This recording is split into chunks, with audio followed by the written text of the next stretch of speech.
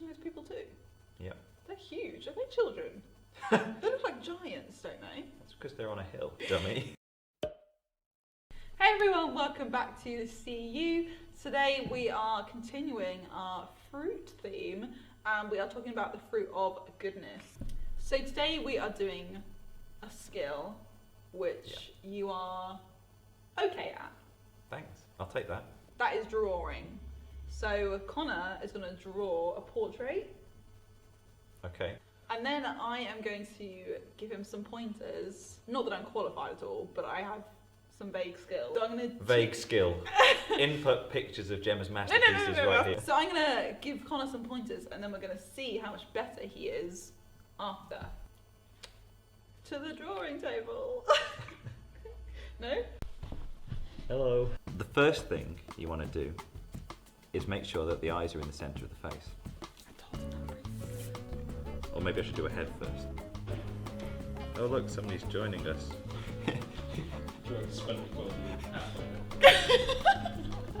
Well, I'm going to start again.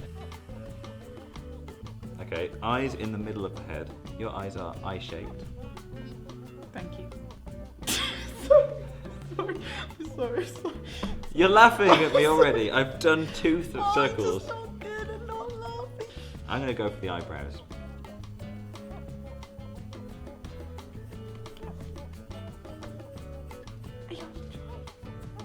I can't draw people, I can draw birds. I thought you were being extra bad to make the video concept better, you know. No, I'm actually doing my best. Okay.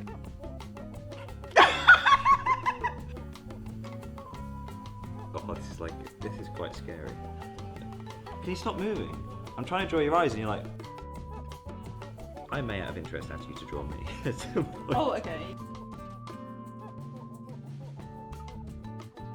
Oh, that's quite a big nose. That I've given you on here.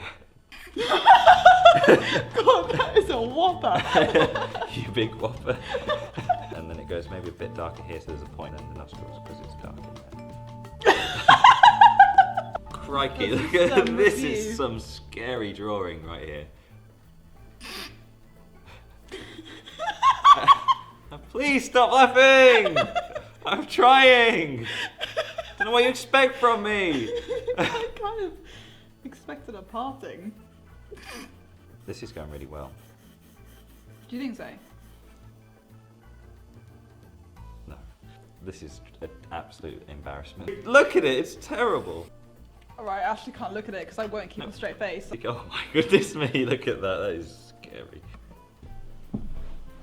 I'm not looking because I'll die. I can't.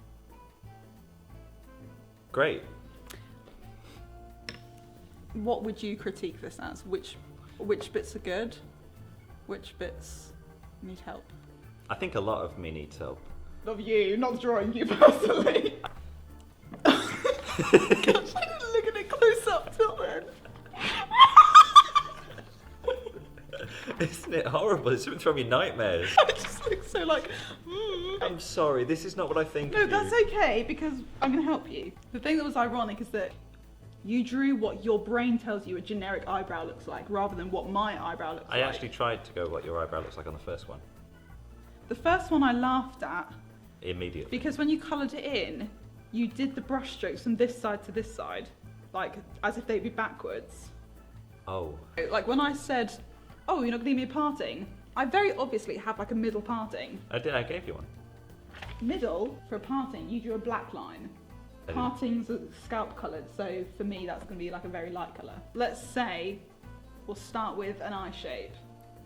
That's not a bad eye shape, like it definitely is going to be more sort of oval, like that, yeah? Yeah.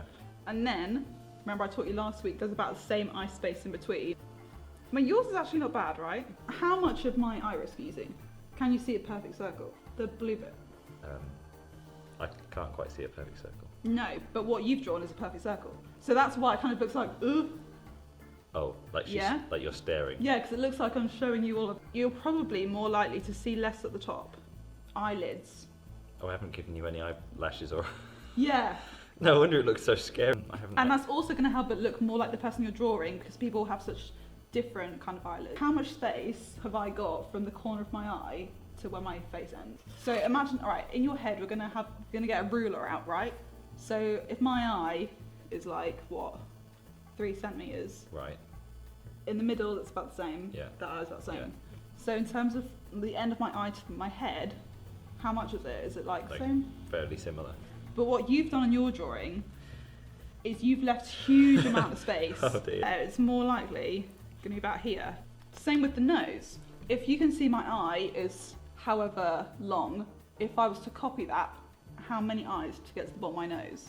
Like 3. 3. So I'm going to do the bottom of the nose about there. And again, the end of the nostrils, if I had an imaginary red line or ruler in my head and drew a line upwards, where does it cross my eye? Yep. There on me, which actually, again, not bad. Eyebrows, I wouldn't draw the shape. I would draw individual hairs like that and sort of follow around if I. Okay. I like that you did sort of individual ones. Eyelashes, some people make the mistake of going like up, when actually eyelashes are more of like a curved out shape. This doesn't look like me because I'm doing it for my head again. This is a big gap. Oh yeah, it is. Yeah, it's actually Quite a few mouths in there. And I've got a very thin top lip compared to my bottom lip. I've got a lot of moles. Don't be afraid to draw them Oh, I didn't even because include any more. it looks, because that will show up, that will make it more obvious that it's me. Okay. Okay. Do you see what I mean? Yeah, I'm ready.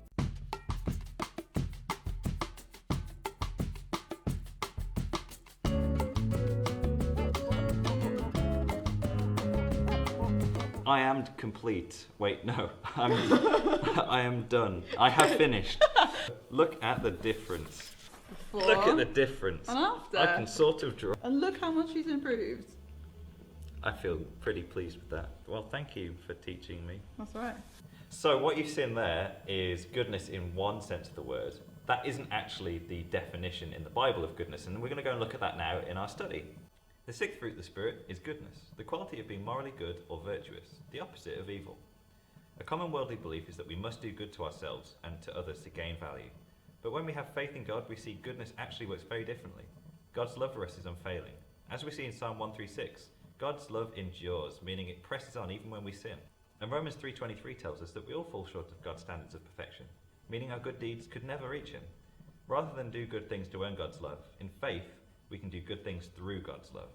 Goodness is not a method, it's a result of the overflow of God within us. Jesus is our true example of goodness. So the more we invest in our relationship with Him, the more we become like Him and the more good we can be.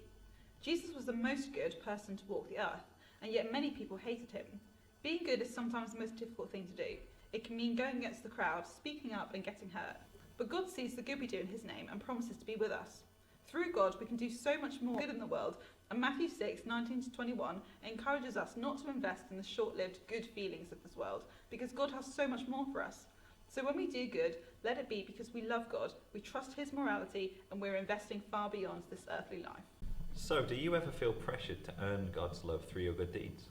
And how can you recenter yourself to make sure that the good things you are doing are coming first from your closeness with God? So thanks for watching for one other week. We hope you enjoyed this video. Next week we're going to be doing the next fruit of the Spirit, which is faithfulness or humility. So until then, stay safe and we'll see you soon. Bye. Bye.